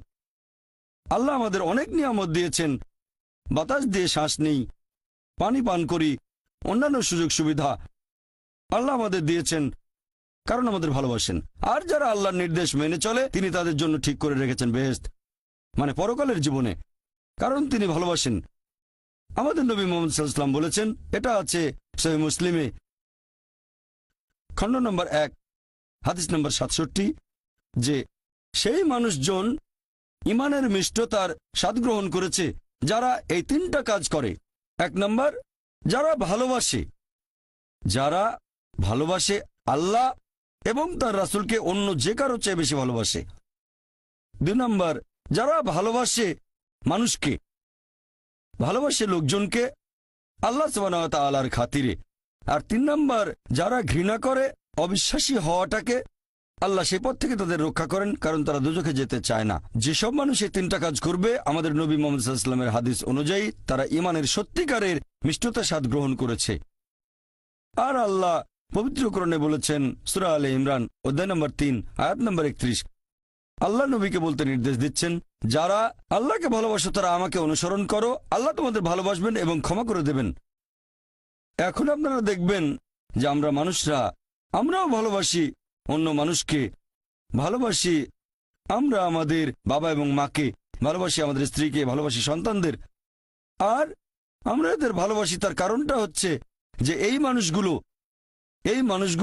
আমাদের কিছু ব্যাপারে সাহায্য করেছে। যেমন ধরেন আমরা মাকে ভালোবাসি কারণ তিনি 9 মাস আমাদের গর্ভে ধারণ করেছেন, ছোটবেলায় যত্ন নিয়েছেন, আমাদের বড় করেছেন। ভালোবাসি ভাইদের, হয় তাদের কাছে কিছু পেয়েছি বা কিছু আশা করছি, আমরা তাদের ভালোবাসি। এভাবে দেখলে আল্লাহ তাআলা আমাদের অনেক সাহায্য করেছেন। আল্লাহ পবিত্র কোরআনে বলেছেন, সূরা ইব্রাহিম অধ্যায় নম্বর 14 আয়াত নম্বর 34, যদি তোমরা আল্লাহ তাআলার অনুগ্রহ গণনা করো তার সংখ্যা নির্ণয় করতে পারবে না। তাহলে সামান্য কিছু সাহায্যের জন্য বাবা মাকে যদি আমরা এত ভালোবাসি, আল্লাহ সুবহানাহু ওয়া তাআলাকে কত ভালোবাসা উচিত। ভালোবাসা বিভিন্ন রকম। আমরা মানুষরা পশু পাখিদেরও ভালোবাসি, মানুষদেরও ভালোবাসি। তবে পশু পাখির প্রতি আমরা যে ভালোবাসা দেখাই সেটা একটু আলাদা ধরনের, মানুষের প্রতি মানুষের ভালোবাসার চেয়ে একটু আলাদা। একইভাবে আল্লাহ সুবহানাহু ওয়া তাআলার প্রতি ভালোবাসা, এটা মানুষের প্রতি মানুষের ভালোবাসার চেয়ে বেশ আলাদা হবে, এটার অবস্থান অনেক উপরে। আল্লাহর প্রতি ভালোবাসা আরও নবী মুহাম্মদ সাল্লাল্লাহু আলাইহি ওয়াসাল্লাম বলেছেন, এটা আছে সহিহ মুসলিমে খণ্ড নম্বর 1 হাদিস নম্বর 67, যে সেই মানুষজন ঈমানের মিষ্টতার স্বাদ গ্রহণ করেছে যারা এই 3টা কাজ করে। 1 নম্বর, যারা ভালোবাসে আল্লাহ এবং তার রাসূলকে অন্য যে কারো চেয়ে বেশি ভালোবাসে। 2 নম্বর, যারা ভালোবাসে মানুষকে, ভালোবাসে লোকজনকে আল্লাহ সুবহানাহু ওয়া তাআলার খাতিরে। আর 3 নম্বর, যারা ঘৃণা করে অবিশ্বাসী হওয়াটাকে, আল্লাহ সেই পথ থেকে তাদের রক্ষা করেন, কারণ তারা দোজখে যেতে চায় না। যেসব মানুষ এই 3টা কাজ করবে, আমাদের নবী মুহাম্মদ সাল্লাল্লাহু আলাইহি ওয়াসাল্লামের হাদিস অনুযায়ী তারা ঈমানের সত্যিকারের মিষ্টতা স্বাদ গ্রহণ করেছে। আর আল্লাহ পবিত্র কোরআনে বলেছেন, সূরা আলে ইমরান অধ্যায় নম্বর 3 আয়াত নম্বর 31, আল্লাহ নবীকে বলতে নির্দেশ দিচ্ছেন, যারা আল্লাহকে ভালোবাসো তারা আমাকে অনুসরণ করো, আল্লাহ তোমাদের ভালোবাসবেন এবং ক্ষমা করে দেবেন। এখন আপনারা দেখবেন যে আমরা মানুষরা, আমরাও ভালোবাসি অন্য মানুষকে, ভালোবাসি আমরা আমাদের বাবা এবং মাকে, ভালোবাসি আমাদের স্ত্রীকে, ভালোবাসি সন্তানদের। আর আমরা এদের ভালোবাসি তার কারণটা হচ্ছে যে এই মানুষগুলো আমাদের কিছু ব্যাপারে সাহায্য করেছে। যেমন ধরেন, আমরা মাকে ভালোবাসি কারণ তিনি 9 মাস আমাদের গর্ভে ধারণ করেছেন, ছোটবেলায় যত্ন নিয়েছেন, আমাদের বড় করেছেন। ভালোবাসি ভাইদের, হয় তাদের কাছে কিছু পেয়েছি বা কিছু আশা করছি, আমরা তাদের ভালোবাসি। এভাবে দেখলে আল্লাহ তাআলা আমাদের অনেক সাহায্য করেছেন। আল্লাহ পবিত্র কোরআনে বলেছেন, সূরা ইব্রাহিম অধ্যায় নম্বর 14 আয়াত নম্বর 34, যদি তোমরা আল্লাহ তাআলার অনুগ্রহ গণনা করো তার সংখ্যা নির্ণয় করতে পারবে না। তাহলে সামান্য কিছু সাহায্যের জন্য বাবা মাকে যদি আমরা এত ভালোবাসি, আল্লাহ সুবহানাহু ওয়া তাআলাকে কত ভালোবাসা উচিত। ভালোবাসা বিভিন্ন রকম। আমরা মানুষরা পশু পাখিদেরও ভালোবাসি, মানুষদেরও ভালোবাসি।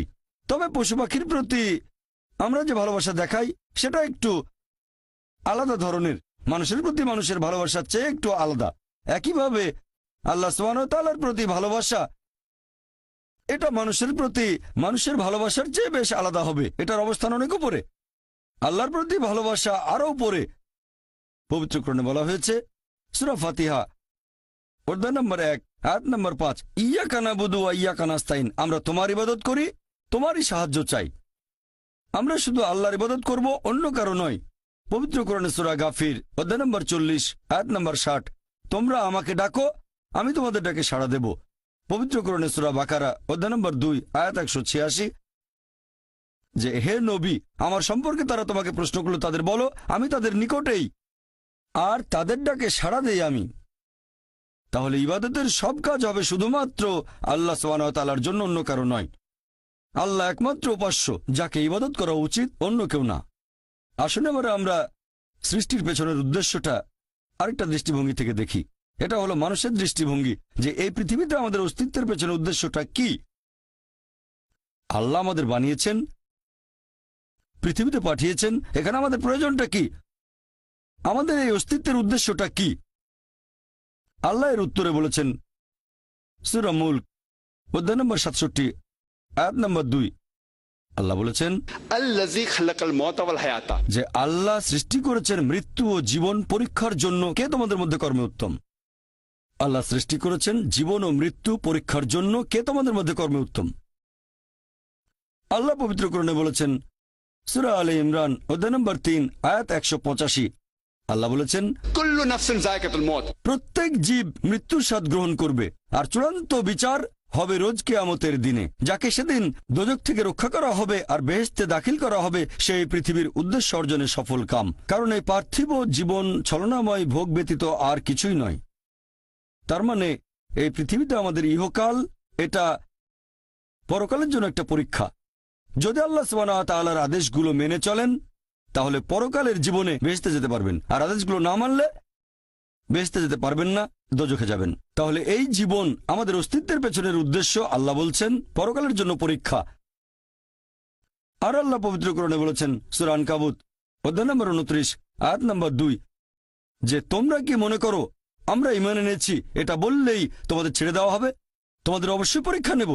যদি শুধু মুখে বলেন আল্লাহকে বিশ্বাস করি, আমি একজন মুসলিম, আমি একজন মুমিন, এটা বললেই আল্লাহ ছেড়ে দেবেন? এখানেই পরীক্ষা শেষ? আল্লাহ বলছেন, তোমরা জানো না আমি পরীক্ষা করব?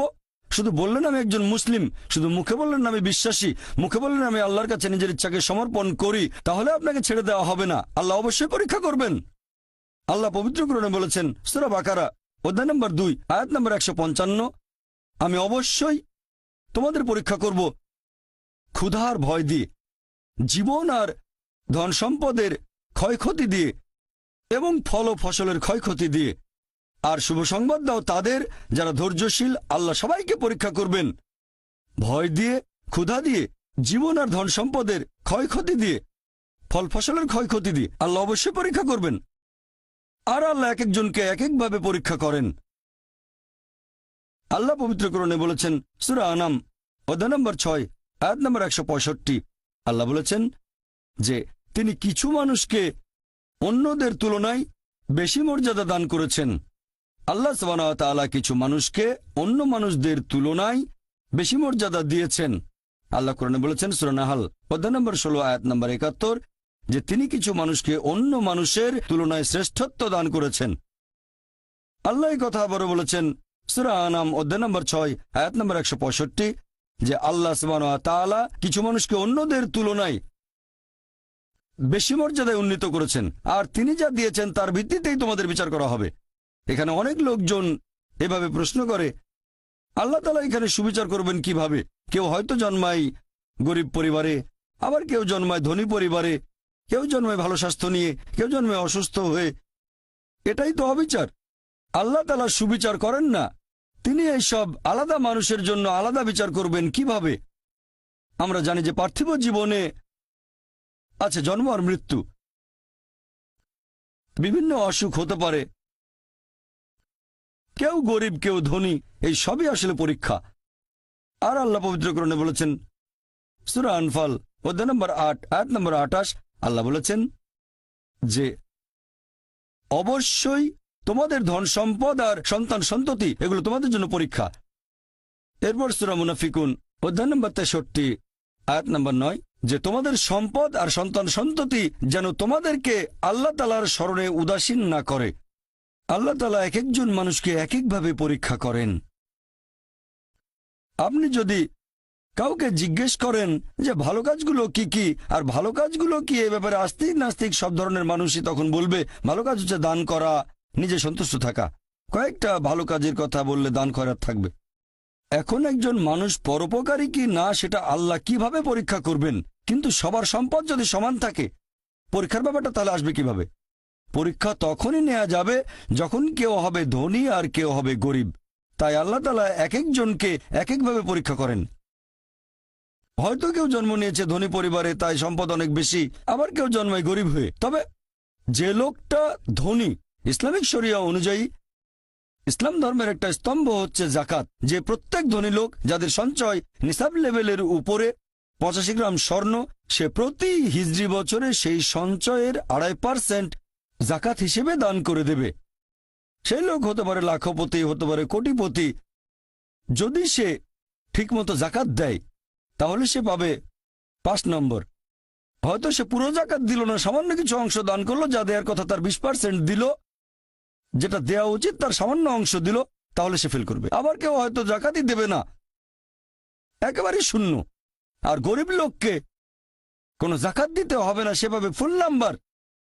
কিন্তু আমরা মানুষরা এভাবে বলি, আহা বেচারা লোকটা খুব গরিব, এই লোকটার জীবনে শুধু সমস্যা আর সমস্যা। আর ধনীদের দেখে আমরা মুগ্ধ হই। আমাদের প্রিয় নবী বলেছেন যে একজন ধনী লোকের বেহেশতে প্রবেশ করা গরিবের চেয়ে অনেক বেশি কঠিন। আর পবিত্র কোরআন বলছে সূরা আনফাল অধ্যায় নম্বর 8 আয়াত নম্বর 28, ধন সম্পদ তোমাদের জন্য পরীক্ষা, এটা পরীক্ষা। আমরা বোকা তাই এভাবে চিন্তা করি যে এই লোকটার অনেক টাকা, আল্লাহ অনেক রহমত দিয়েছেন, এটা একটা পরীক্ষা। যদি এই রহমত ঠিক মতো ব্যবহার না করেন, এটা অবশ্যই রহমত, তবে এই পরীক্ষায় ফেল করার সম্ভাবনা অনেক বেশি। যেমন ধরেন বোর্ডের একটা পরীক্ষার প্রশ্ন, গত বছরের কথা, 2 বছর আগের কথা, 2002 সালের কথা। সেবারের প্রশ্ন খুব কঠিন ছিল, বেশিরভাগ ছাত্রছাত্রী উত্তর দিতে পারেনি। পরের বছর সেই প্রশ্নটা আসলো না, তখন এটা বলা বোকামি, ও দুঃখ, এবার তো আসলো না, আপনি তো খুশি হবেন যে এবার আসেনি। তাহলে সম্পদ একটা পরীক্ষা। তাহলে যাদের ধন সম্পদ নেই তাদের জন্য ধনীদের তুলনায় বেহেশতে যাওয়াটা অনেক সহজ। আল্লাহ এক একজনকে এক একভাবে পরীক্ষা করেন। সেজন্য আল্লাহ বলেছেন তোমাদের ধন সম্পদ যেন তোমাদেরকে আল্লাহ তাআলার স্মরণে উদাসীন না করে, এটা একটা পরীক্ষা। আরেকটা পরীক্ষা হচ্ছে সন্তুষ্টি, নিজে সন্তুষ্ট থাকা। আর আমাদের নবী মুহাম্মদ সাল্লাল্লাহু আলাইহি ওয়াসাল্লাম বলেছেন, এটা আছে সহিহ বুখারীতে খণ্ড নম্বর 8 হাদিস নম্বর 447, নবী বলেছেন যদি কারো কাছে একটা পর্বত সমান স্বর্ণ থাকে সে এরকম আরেকটা চায়, যদি কারো কাছে এক পাহাড় স্বর্ণ থাকে তারপরেও সে আরেকটা স্বর্ণের পাহাড় চায়, আর সর্বশেষে তার মুখগহ্বর পূর্ণ হয় কবরের মাটি দিয়ে। সে যত ধনী লোকই হোক, হয়তো সে পৃথিবীর মধ্যে সবচেয়ে ধনী লোক, তারপরেও সে আরো বেশি সম্পদ চায়। মানুষ সন্তুষ্ট হয় না, বেশিরভাগ মানুষ কখনো সন্তুষ্ট হয় না। আল্লাহ পবিত্র কোরআনে বলেছেন সূরা নিসা অধ্যায় নম্বর 4 আয়াত নম্বর 32 যে আল্লাহ যেটা দিয়ে অন্য মানুষকে শ্রেষ্ঠত্ব দান করেছেন সেটার উপরে তোমরা কোনো রকম লালসা করো না। এভাবে বলবেন না যে হে আল্লাহ তুমি অমুককে অনেক সম্পদ দিয়েছো, অমুককে অনেক সুন্দর একটা গাড়ি দিয়েছো, এমন কিছু আল্লাহর কাছে চাইবেন না যেটা অন্য কাউকে আল্লাহ দিয়েছেন, এতে লোকসান হবে আপনার। আর আমাদের প্রিয় নবী মুহাম্মদ সাল্লাল্লাহু আলাইহি সাল্লাম বলেছেন, এটা আছে সহিহ বুখারীতে খণ্ড নম্বর 4, আমাদের নবী বলেছেন যে সেই লোকদের দেখো যাদের ভাগ্য তোমার চেয়ে খারাপ, সেই সব লোককে দেখো না যারা তোমার চেয়ে বেশি ভাগ্যবান। তা না হলে তোমরা আল্লাহ তাআলাকে স্মরণ করায় অবহেলা করতে পারো, তা না হলে প্রতিপালকের প্রতি অকৃতজ্ঞ হয়ে যেতে পারো। তাহলে নবী বলেছেন তাদেরকে দেখো যাদের ভাগ্য খারাপ। তখন আপনি বলছেন আচ্ছা এই লোকটার তো কোনো গাড়ি নেই, আমার একটা মারুতি অন্তত আছে। তাকে দেখবেন না যারা সে মার্সিডিজ, ও আমার মার্সিডিজ নেই কেন, ওই লোকের গাড়ি নেই, আমার তো একটা আছে। আপনি আল্লাহকে ধন্যবাদ জানাবেন। যখন মার্সিডিজ গাড়ির মালিকের সাথে নিজেকে তুলনা করবেন, ও আমার কেন মার্সিডিজ গাড়ি দিলেন না, তাদেরকে দেখবেন যাদের ভাগ্য খারাপ। তাহলে আপনি আল্লাহ সুবহানাহু ওয়া তাআলাকে স্মরণ করছেন। আর এটাই বৈশিষ্ট্য মানুষের। এরকম একটা গল্প যে এক লোকের মনে অনেক দুঃখ, কারণ তার কোনো জুতো নেই। তারপরে সে একটা লোককে দেখলো যার একটা পাই নেই। লোকটা অভিযোগ করতো আল্লাহর কাছে যে জুতো নেই, আল্লাহর কাছে অভিযোগ করতো আমার কোনো জুতো নেই। তারপর সেই লোকটাকে দেখলো যার একটা পা নেই, তখন সে আল্লাহকে ধন্যবাদ জানালো আমার অন্তত 2টো পা আছে। তাহলে সন্তুষ্ট হওয়া একটা পরীক্ষা। আমাদের নবী মুহাম্মদ সাল্লাল্লাহু আলাইহি ওয়াসাল্লাম বলেছেন, এটা আছে সহিহ বুখারীতে খণ্ড নম্বর 8 যে সত্যিকারের সম্পদ হচ্ছে সন্তুষ্ট হওয়া, ধন সম্পত্তি নয়। সত্যিকারের সম্পদ হলো সন্তুষ্ট হওয়া, পরিতুষ্ট হওয়া। আপনার যা কিছু আছে সেটার জন্য বলবেন আলহামদুলিল্লাহ, সকল প্রশংসা আল্লাহর। তাহলে হবেন সত্যিকারের মুমিন, হবেন সত্যিকারের বিশ্বাসী, হবেন সত্যিকারের মুসলিম, সন্তুষ্ট থাকবেন। অনেকে এভাবে বলে যে কোন কারণে আল্লাহ সুবহানাহু ওয়া তাআলা কিছু মানুষকে জন্ম থেকেই বানিয়েছেন স্বাস্থ্যবান, কিছু মানুষকে আল্লাহ সুস্বাস্থ্য দেন, আর কেউ জন্মায় অসুখ বিসুখ নিয়েই, হয়তো বংশগত কোনো রোগ, হার্ট ডিজিজ, কেউ বা জন্মায় বিকলাঙ্গ হয়ে। আল্লাহ কি অবিচার করছেন? আল্লাহ পবিত্র কোরআনে বলেছেন সূরা নিসা অধ্যায় নম্বর 4 আয়াত 40, আল্লাহ সুবহানাহু ওয়া তাআলা কারোর সাথে অনুপরিমাণে জুলুম করেন না। এটা একটা পরীক্ষা। আল্লাহ এক একজনকে এক একভাবে পরীক্ষা করেন। এরকম হতে পারে যে শিশু এখন জন্মাচ্ছে সেই সময় মাসুম, নিষ্পাপ, তার কোনো দোষ নেই। আর পবিত্র কোরআন বলছে সূরা আনফাল অধ্যায় নম্বর 8 আয়াত নম্বর 28 যে তোমাদের ধন সম্পদ আর সন্তান সন্ততি তোমাদের জন্য পরীক্ষা। আল্লাহ কথাটা আবারও বলেছেন অধ্যায় নম্বর 63 আয়াত নম্বর 9 যে তোমাদের ধন সম্পদ সন্তান সন্ততি তোমাদেরকে যেন আল্লাহ তাআলার স্মরণে উদাসীন না করে। এরকম হতে পারে যে পরীক্ষা নেওয়া হচ্ছে বাবা মার, এটা বাবা মার জন্য পরীক্ষা। এরপর আপনারা দেখবেন যখন কোনো মানুষের উপর বিপর্যয় আসে, সেটা হয় পরীক্ষা অথবা একটা শাস্তি। যে লোকগুলো আল্লাহ তাআলার পথ থেকে দূরে সরে গেছে তাদের জন্য এটা শাস্তি, আর যারা আল্লাহর পথে আছে তাদের জন্য পরীক্ষা। হতে পারে যে বাবা মা খুব ভালো মুসলিম, 5 ওয়াক্ত নামাজ পড়েন, হয়তো জাকাত দিয়েছেন, হজ পালন করেন, রমজান মাসে রোজা রাখেন, আল্লাহ তাদের একটা সন্তান দিলেন জন্ম থেকে যার হার্টে সমস্যা। সত্যিকারের মুসলিম, সত্যিকারের মুমিন বলবে আলহামদুলিল্লাহ, আল্লাহ তাআলা তোমাকে অনেক ধন্যবাদ, আল্লাহ তাদের পরীক্ষা করছেন। আরেকটা লোক যে কৃতজ্ঞ নয় আর এই পরীক্ষায় হয়তো পাশও করবে না, সে বলবে কেন, সে লাফালাফি শুরু করবে, আল্লাহর কাছে অভিযোগ করবে যে কেন আল্লাহ তাআলা আমাকে এমন বিকলাঙ্গ সন্তান দিলেন জন্ম থেকে যার হার্টে সমস্যা। আর পরীক্ষা যত কঠিন পুরস্কার তত বেশি, পরীক্ষা যত কঠিন পুরস্কারের পরিমাণ তত বেশি। যেমন ধরেন আপনি পরীক্ষা দিচ্ছেন বিএ ডিগ্রি এক্সামিনেশন, যদি পাশ করেন তাহলে আপনি graduate, BA graduate in arts. তবে যদি এমবিবিএস পরীক্ষায় পাশ করেন তাহলে গ্র্যাজুয়েট হবেন, নামের আগে ডক্টর বসাবেন, ডক্টর। কিন্তু এমবিবিএস পরীক্ষায় পাশ করা এটা বিএ পরীক্ষায় পাশ করার চেয়ে অনেক বেশি কঠিন। তাহলে পরীক্ষা যত কঠিন পুরস্কারও তত বেশি। হতে পারে আল্লাহ এই বাবা মাকে সাধারণ বেহেশতে পাঠাতে চান না, পাঠাবেন জান্নাতুল ফেরদৌসে। তারা ধার্মিক, তারপরও আল্লাহ তাদের বেশি পুরস্কার দিতে চাচ্ছেন। আর এই কারণেই আমাদের প্রিয় নবী মুহাম্মদ সাল্লাল্লাহু আলাইহি সাল্লাম বলেছেন, এটা আছে সুন্নান আল তিরমিজিতে, এক লোক জিজ্ঞেস করলো এই পৃথিবীতে কাকে সবচেয়ে বেশি পরীক্ষা দিতে হয়? নবী উত্তরে বললেন যে আল্লাহ সুবহানাহু ওয়া তাআলার সকল নবী রাসূলকে সবচেয়ে বেশি পরীক্ষা দিতে হয়।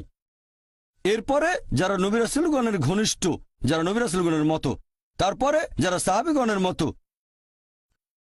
আর একজন লোকের ঈমান যত বেশি মজবুত পরীক্ষাটাও তত বেশি কঠিন। তাকওয়া যত বেশি থাকে আল্লাহ তত কঠিন পরীক্ষা দেবেন। আপনি কোথাও এমবিবিএস নিয়ে পড়াশোনা করছেন কারণ বেশি নম্বর পেয়েছিলেন এইচএসসিতে, সেজন্য এখানেও পরীক্ষা কঠিন। এমবিবিএস পাশ করাটাও বেশ কঠিন। তাহলে এখানেও নবী রাসূলগণের তাকওয়ার সাথে সাধারণ মানুষের তাকওয়ার কোনো তুলনায় হয় না। যেহেতু তারা ছিলেন নবী এবং রাসূল, তাই তাদেরকেও পরীক্ষা করা হয়েছে। কোন নবী রাসূলকে এই পরীক্ষা না নিয়ে ছেড়ে দেওয়া হয়নি। তাদের তাকওয়া লেভেল অনেক উপরে। নবী রাসূলকে অনেক বেশিবার পরীক্ষা করা হয়েছে সাধারণ মানুষের চেয়ে। আপনার বাচ্চা অনেক বেশি, অনেক কঠিন। তাহলে আপনার তাকওয়া যদি বেশি হয় আল্লাহ আপনাকে পরীক্ষা করবেন। সত্যিকারের মুমিন কোন বিপর্যয়ের মধ্যে পড়লে বলে সুবহানাল্লাহ, সকল প্রশংসা আল্লাহর, আলহামদুলিল্লাহ। সে ধরে নেয় এটা একটা পরীক্ষা। কোনো বিপর্যয় আসলে সেটা হয় একটা পরীক্ষা অথবা একটা শাস্তি। নবীগণের তাকওয়া অনেক বেশি, তাদের জন্য এটা শাস্তি না, এটা পরীক্ষা। আর তারা পাশ করেছেন। যদি কারো জীবনে কোনো ভালো কিছু ঘটে সেটা হয় একটা পুরস্কার অথবা পরীক্ষা। সম্পদ হতে পারে পুরস্কার অথবা একটা পরীক্ষা। ভালো কোনো কিছু ঘটলে সেটা হয় পুরস্কার নয়তো একটা পরীক্ষা। অনেকে আল্লাহর পথ থেকে দূরে সরে যায়, তারপরে বলে আমাকে সম্পদ দাও, আল্লাহর সম্পদ দেন, তারপরে তারা পরীক্ষায় ফেল করে। তাহলে এই পৃথিবীতে তারা তাদের ইচ্ছে মতো আরামায়েশ করে, কিন্তু আখিরাতে শুধু ক্ষতিগ্রস্ত হয়।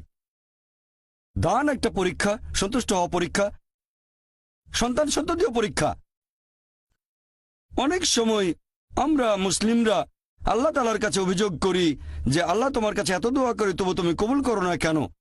আল্লাহ পবিত্র কোরআনে বলেছেন, তোমরা আমাকে ডাকো আমি তোমাদের ডাকে সাড়া দেব। তবে আমার আপনার ডাকে আল্লাহ সবসময় সাড়া দেন না।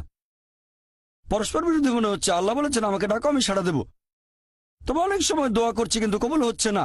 আল্লাহ পবিত্র কোরআনে বলেছেন সূরা বাকারা অধ্যায় নম্বর 2 আয়াত 216, তোমরা যা পছন্দ করো সেটা হয়তো তোমাদের জন্য ভালো না, আর যেটা পছন্দ করো না সেটা হয়তো ভালো। তোমরা এটা জানো না, তবে আল্লাহ জানেন। উদাহরণস্বরূপ ধরেন একজন তরুণ ছেলে, বয়স হয়তো 20 বছর, সে দোয়া করছে হে আল্লাহ সুবহানাহু ওয়া তাআলা একটা বিএমডব্লিউ দিয়ে দাও। জানেন না বিএমডব্লিউ নাম শুনেছেন কিনা? বিএমডব্লিউ মোটরসাইকেল, আমি চাই একটা বিএমডব্লিউ মোটরসাইকেল, খুব ভালো মোটরসাইকেল। ছেলেটা দোয়া করলো, আল্লাহ সাড়া দিলেন না। হয়তো আল্লাহ জানেন যে আল্লাহ যদি তাকে মোটরসাইকেল দিতেন সে অ্যাক্সিডেন্ট করত, পা ভেঙে ফ্র্যাকচার হতো, পঙ্গু হয়ে পড়ে থাকতো। তাহলে এখানে আল্লাহ সুবহানাহু ওয়া তাআলা তার ডাকে সাড়া দিয়েছেন সাড়া না দেওয়ার মাধ্যমে। আল্লাহ তার ডাকে সাড়া দিয়েছেন সাড়া না দেওয়ার মাধ্যমে।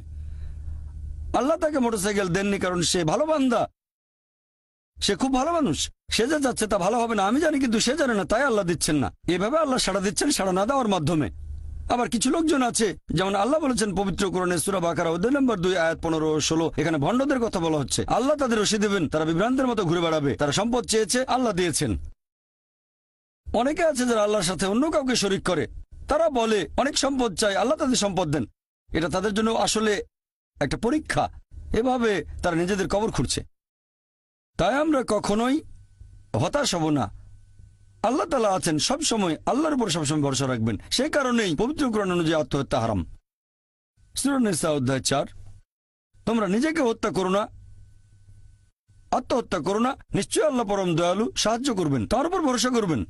যখন কোনো লোক আত্মহত্যা করে তখন মনে হবে সে অকৃতজ্ঞ। সে ভাবছে আল্লাহ আমাকে অনেক বিপদে ফেলেছে, এটা কোনো সুবিচার না, এভাবে বেঁচে থাকার কোনো মানে হয় না, তাই শেষ করে দেব।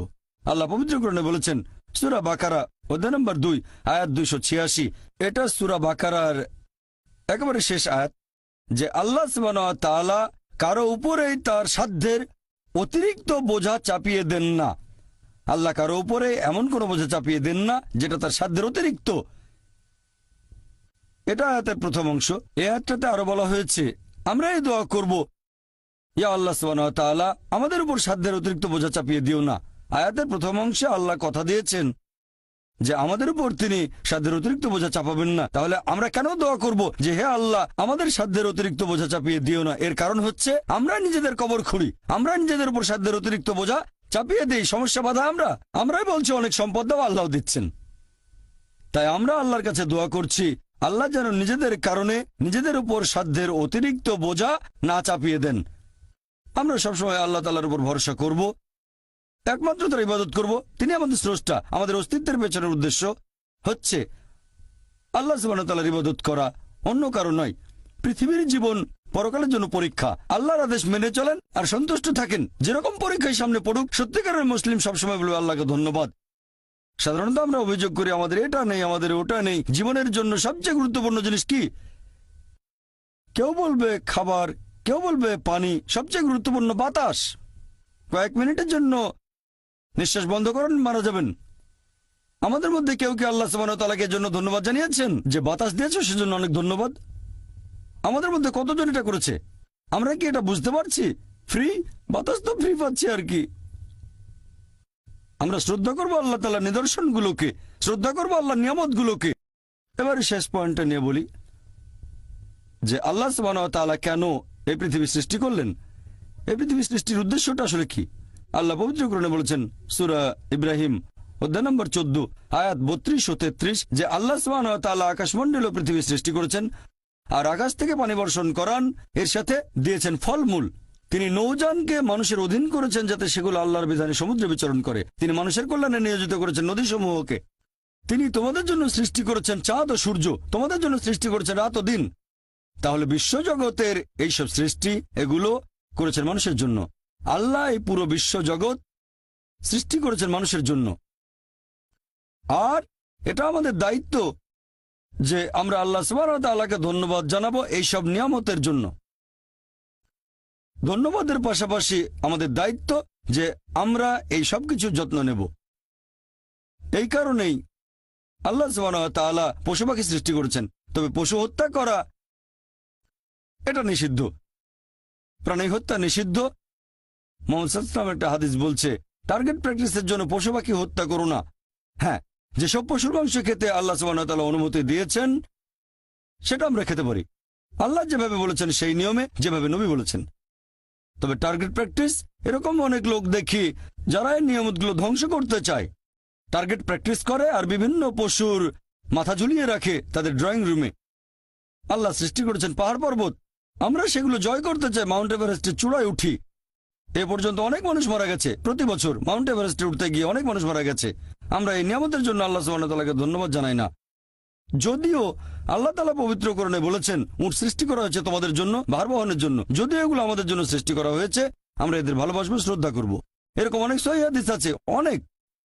একটা হাদিস আছে সহিহ বুখারীতে খণ্ড নম্বর 3, যে একবার একজন মানুষ একটা তৃষ্ণার্ত কুকুরকে পানি খেতে দিয়েছিল। কুয়ার কাছে গিয়ে মোজাই করে পানি এনেছিল আর এই কাজের জন্য তাকে বেহেশতে দাখিল করা হলো। সহিহ বুখারীতে আছে আরেকটা হাদিস খণ্ড নম্বর 4, একবার এক পতিতা একটা তৃষ্ণার্ত কুকুরকে পানি খেতে দিয়েছিল এজন্য সে বেহেশত পেল। এক সাহাবা প্রশ্ন করলেন যে কুকুরকে পানি খাওয়ালেও কি আমরা পুরস্কার পাবো? নবী বললেন অবশ্যই, কেন না। চিন্তা করেন, যে পশুটাকে ঘরের ভেতরে ঢুকতে নিষেধ করা হয়েছে, যদি সেই পশুকেও পানি খেতে দেন, আল্লাহ সেজন্য পুরস্কার দেবেন। একটা হাদিস বলছে একজন বৃদ্ধ মহিলা এক বিড়ালকে বেঁধে রেখে খাবার দিত না।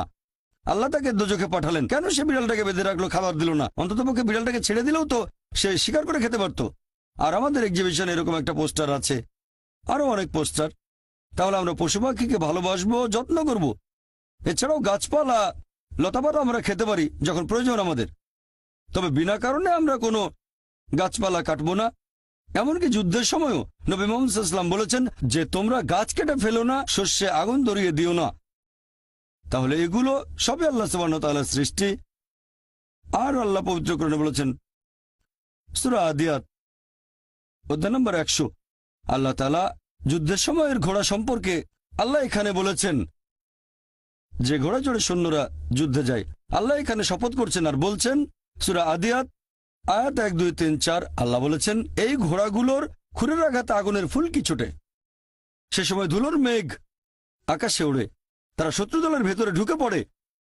বলা হচ্ছে আল্লাহ এখানে শপথ করছেন এই ঘোড়াগুলোকে নিয়ে, যুদ্ধের ময়দানের ঘোড়া। তাদের মধ্যে কোনো রকম ভয় নেই, কারণ তারা তাদের প্রভুর নির্দেশ মানে।